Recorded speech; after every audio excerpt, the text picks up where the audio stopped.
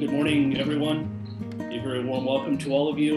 We're continuing with our interviews of missionaries. And this morning we have someone that you have not seen before, a brother by the name of Collin Welch.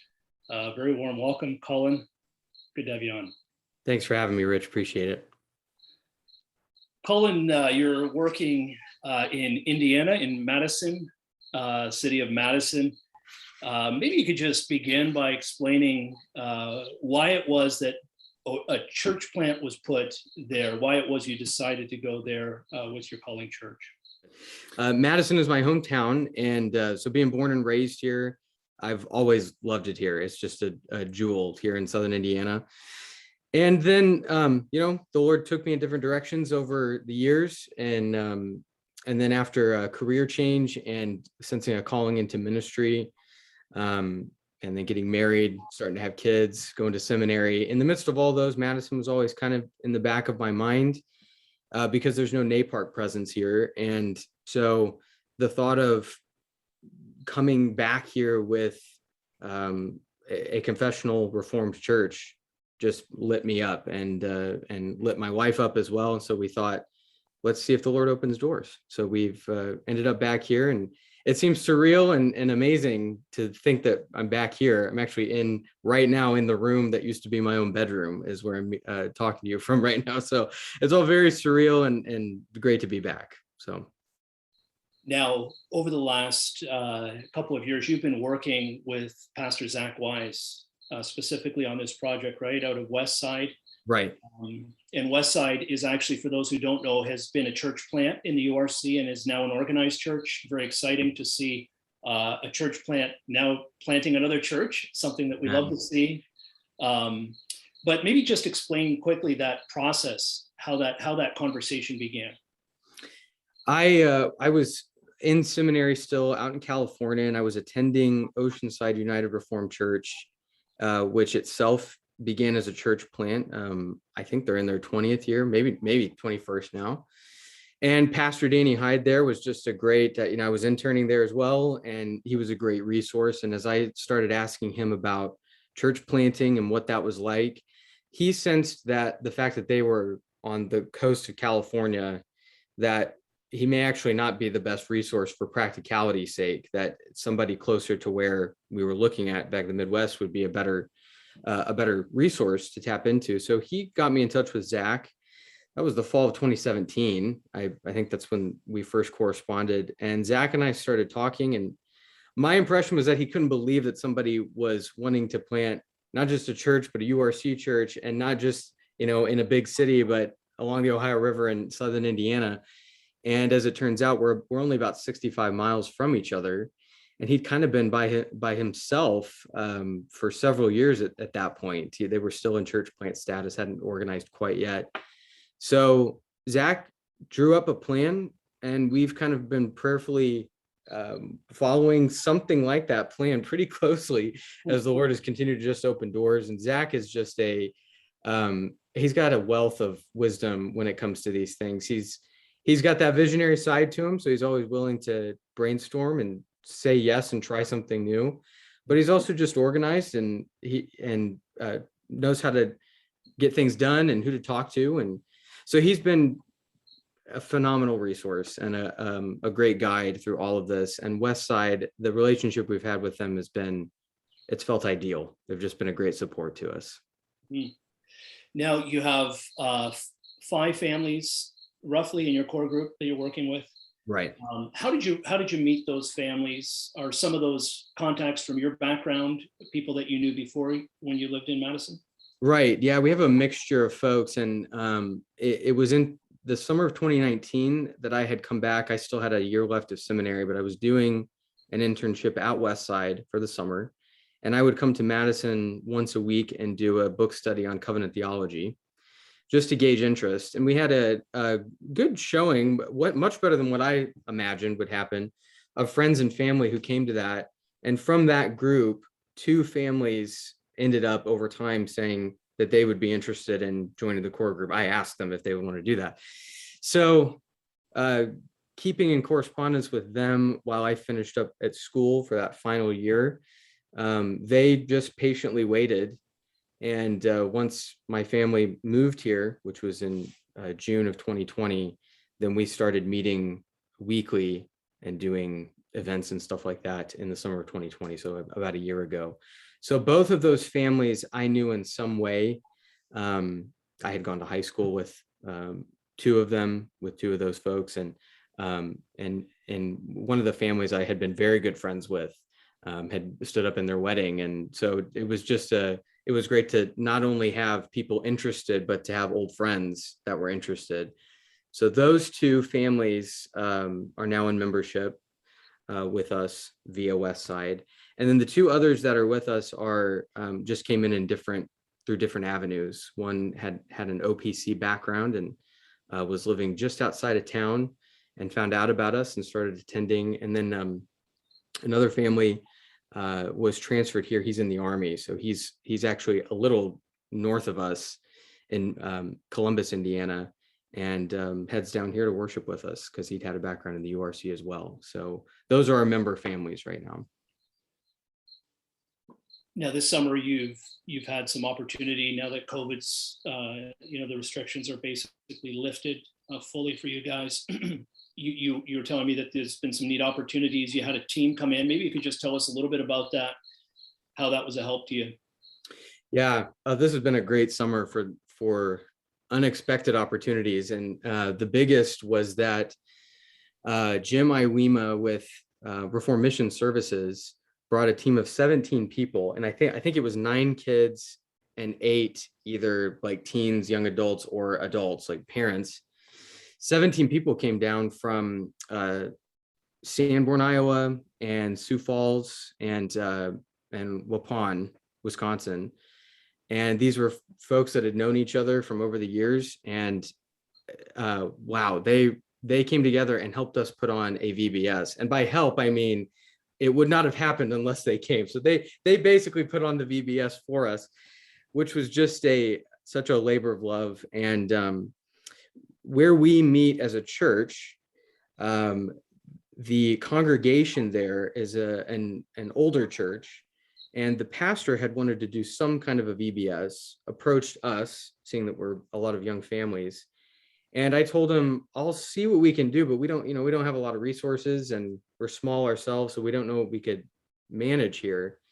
And when we tapped into the resources at RMS, everything just opened up. So they came down, and they not only had resources, but they had the experience. They'd done the curriculum before at their own churches in years past, and they just came ready to work. It was extraordinary. So they not only put on the VBS and did all the travel, but they also did some community service projects here just for the city of Madison.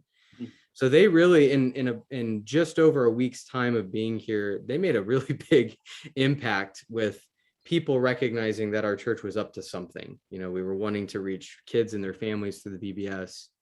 I also wanted to be community minded, and we're already seeing some good fruit from that, which is honestly unexpected given how slow turnaround can be in a church planting context. And so we were just thrilled. So a huge thank you to all the RMS people. That was a wonderful provision from the Lord. Now, you're not alone in this ministry. You have some helpers, 3 Right. of them in particular, your wife and 2 children. Maybe you could just introduce them to us. Yeah, my wife is Nicole. She's native Chicagoan, which is where I met her when I had moved away from Madison to go to school. And yeah, she's been on this journey. Neither one of us grew up in a Reformed denomination of any sort. So we've been on this kind of worldview shift, theological shift, church shift together, which has been wonderful to walk that path together. And we have 2 kids. Calvin is 6 and Ingrid is 3. And they've never met a stranger. So it's actually been great, and also in a church planting context, that they're just very personable kids. We're very thankful for that.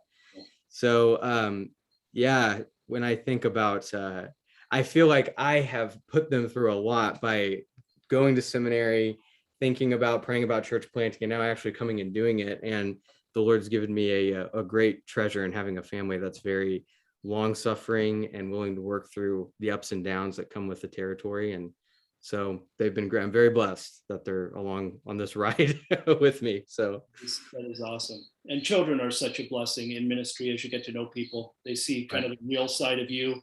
I know that was true in my case. And I know for so many of our planters, it's like you were mentioning before that maybe some of them might come in or make some noise. I said, that's totally great. right. Reality TV, you are CNA reality TV. Right. We'll have to get our own channel going here. We could really, we could use the likes to get it online. Yeah. But even when your kids misbehave, it's an opportunity, right, to show as a family, Right. to deal with discipline and just kind of living life in front of people is a good thing. So I think it's helped people recognize that their pastor doesn't have every tiny little thing figured out. In fact, we don't have very, very much figured out, it usually feels like. And so doing the best to be exemplary where possible, but also just recognizing we are all kind of being young families. It's nice that we can actually lean into one another. And I hope the folks in our church know and sense that this is the task of parenting and raising godly kids is a joint experience. The whole takes a village the adage is certainly true. So yeah, it's been great to have kids with us along for the ride. Every once in a while we'll think, what if we hadn't had kids yet? Wouldn't this be easier? Maybe some things would be easier, administratively. yeah. But in many ways, I think they're just a boon to us to just have them with us and do life and teach them how to be hospitable and be flexible. And it's been a great learning experience. So You've done some work also with or you've gotten into a little bit working with people who are addicts to drugs specifically. Can you tell us a little bit about that, or maybe some of the hopes that you have for the future? yeah, as growing up in town, it just being in high school and seeing friends go in different directions and things like that, you can recognize when drug abuse and addiction become a problem. But it would be hard to say kind of sociologically what's been going on in this region, but it is really amped up. I think that's probably the case around the country. And so it's been very sad to see a pretty radical uptick from my perception. I think it's an accurate one when it comes to addiction issues in town. And it's heartbreaking. I can barely go out, like either on a walk or if it's a nice day and I'm studying outside or something like that, without meeting someone who is currently struggling with addiction, or is, that's part of their past history, and that's part of their story. So as the Lord has opened opportunities there, I've tried to just meet with those that I've come to meet, so start to meet with them a little more frequently. And so I'm coming to realize there's just a lot to learn. I have a lot to learn about what's the most compassionate, the most practical way to interact with those who have these particular struggles. And for the future, I want to get to know better the resources in town. There's halfway houses and addiction groups and Narcotics Anonymous, Alcoholics Anonymous, and stuff like that. And just learn, what are these folks up to? Who is kind of out there doing it as a Christian ministry and who isn't, and how could I be involved with them? Because the moment you start to think about it, it becomes an overwhelming task to try to figure out what would our church do with something like this, with an issue like this. So in the future, as the Lord provides time and resources, I just want to get to know the people in town who are already making a difference and try to be a willing servant for those folks. That's great. Yeah, always, looking for opportunities, right? And when they come to your doorstep, this is a thing that I think we're going to have to deal with across the board in Canada and the States. Right. Some places, drug addiction is just hugely growing. And Right. we're seeing that here in Canada as well, the town that I live in. So something that we need to think through together. So Yeah. Keep up to date on what you're doing there. We'll be interested to hear. Absolutely. Yeah. Just as we close, Collin, could you give us just a few prayer requests that churches can be praying about specifically? The number one thing that this has been on my mind for the last couple of months is, learning how to be patient with the Lord's timing with all things related to church planting. And it is just every single day kind of hitting reset on my own expectations and not assuming that this should be going faster, feel bigger, feel more grand. Those assumptions come from elsewhere, not necessarily from the Lord or from his word. And thinking through Proverbs, I think I was speaking to you about this last time we talked. In Proverbs, there's so much to commend about taking things slowly, the wisdom of other counselors. And, that's part of our polity here in the URC is having other people speaking into a situation. And that all just takes time. There's no way around it. So not only being patient, but also being thankful for the slowness, because things have seemed, at least to me, feel slow. It gives opportunities to really get to know families, do discipleship, and not rush things as best as possible. So yeah, anyone listening can just pray for us to embrace the timeline, the Lord's timeline here, and to seek his will for how to take this on with real patience. Second, you can pray for fruit from just our outreach efforts, the VBS being kind of the biggest one that we've done so far. And then we're about to do just a good old fashioned kind of door-to-door outreach program. The goal would be to do like hit 1,000 homes here in Madison. And we'll probably do that between this last half of August into September. That's the goal. And just to people who haven't seen us online or don't know that we're here yet. Yeah. And then lastly, praying for how best to stir up zeal for evangelism and getting to know people who don't profess Christ. Several of the folks that I've already mentioned that I've talked to who struggle with addiction, maybe they were raised in the church, but this life that they've ended up actually having has led them away from the faith. And so, like you said, it's at your doorstep. It feels like a whole mission field at your doorstep. That's kind of unique unto itself. So being discerning about how best to be a light for the gospel and evangelistically minded. So those are kind of three things that are on my heart a little more urgently than others right now. And I appreciate everybody's prayers on that. Thank you so much, Collin. Great.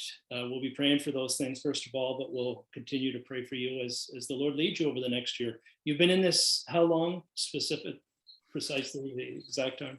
A year, and we've been doing services, I guess, now for about half a year. Yeah. So feeling a little more stable in that sense to have something to invite people to. So, but just about a year. Thank you so much for taking the time to be with us today. God's blessings on your work. Thanks for the interview, Rich. I appreciate it.